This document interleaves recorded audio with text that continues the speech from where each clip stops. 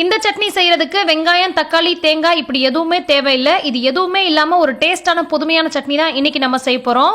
தக்காளி விலை இப்ப எக்கச்சக்கமா எகிரி போய் நிக்குது. இந்த சமயத்துல நம்ம அதுக்கு நிகரான டேஸ்டான இந்த சட்னி எப்படி சூப்பரா செய்யறதுன்னு பார்க்கலாம் வாங்க. அஸ்ஸலாமு அலைக்கும், வெல்கம் டு ஆஸ் தமிழ். நான் உங்க சாய்ரா ஆஷிக். இது செய்யறதுக்கு ஒரு பேன் அடுப்புல வச்சுட்டு 2 டேபிள் ஸ்பூன் அளவுக்கு கடலெண்ணெய் சேர்த்துக்கிறேன்.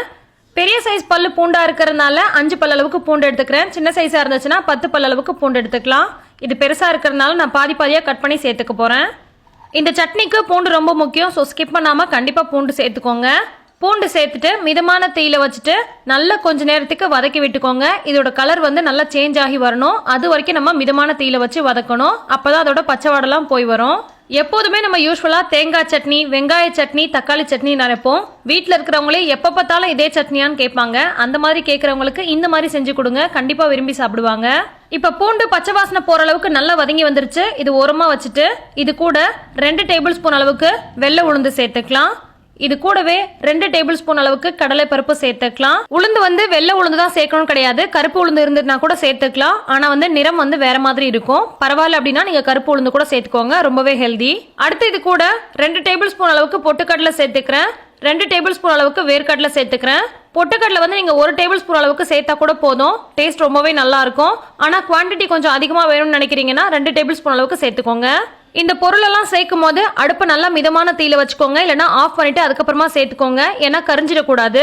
இது கூடவே காரத்துக்கு தேவையான காஞ்ச மிளகாய் சேர்த்துக்கலாம். இந்த சட்னிக்கு பச்சை மிளகாய் சேர்க்க கூடாது. காஞ்ச மிளகாய் சேர்த்து செய்யும் போது தான் டேஸ்ட் ரொம்ப நல்லா இருக்கும். நல்லா மிதமான தீயில வச்சுட்டு கொஞ்ச நேரத்துக்கு இதை நல்லா வதக்கி விடணும்.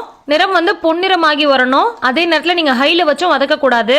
பாருங்க, இந்த அளவுக்கு நல்லா வதங்கி வரணும். நல்ல நிறம் மாறி அதே சமயத்துல நல்லா ரோஸ்ட் ஆகியும் வந்திருக்கு. இதை நம்ம இப்ப சூடு ஆற விட்டுறலாம். வெங்காயம் தக்காளி சேர்த்து சட்னி அரைச்சாலோ அல்லது தேங்காய் சேர்த்து சட்னி அரைச்சாலோ தான் நமக்கு குவான்டிட்டி நிறைய இருக்கிற மாதிரி இருக்கும் இல்லையா? நிறைய பேர் சாப்பிடலாம்னு சொல்லி நினைப்போம். ஆனா இந்த மாதிரி நீங்க சட்னி அரைச்சாலுமே நிறைய பேர் சாப்பிடலாம். 10 பேருக்கு கூட நீங்க இந்த மாதிரி அரைக்கலாம். இது சாப்பிட்றதுக்கு பருப்பு சட்னி மாதிரி இருக்காது. வேர்க்கடலை சட்னி சாப்பிட்டா எப்படி இருக்குமோ அந்த மாதிரி தான் உங்களுக்கு டேஸ்ட் இருக்கும்.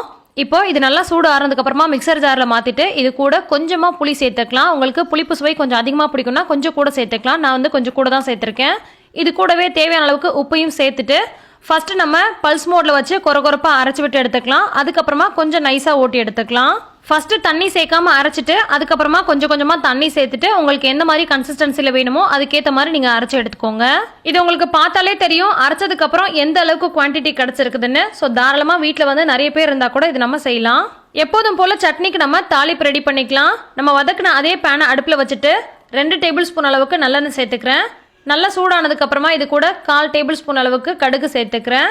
கடுகு நல்லா பொரிஞ்சு வந்ததுக்கு அப்புறமா 1/2 டேபிள் ஸ்பூன் அளவுக்கு உடைச்ச உளுந்து அல்லது முழு உளுந்து சேர்த்துக்கலாம். கூடவே ஒரே ஒரு காஞ்ச மிளகாய் கட் பண்ணி சேர்த்திருக்கேன். கூடவே கொஞ்சமா கருவேப்பிலை நல்லா முருகிற அளவுக்கு இது நல்லா பொரிஞ்சு வரட்டும்.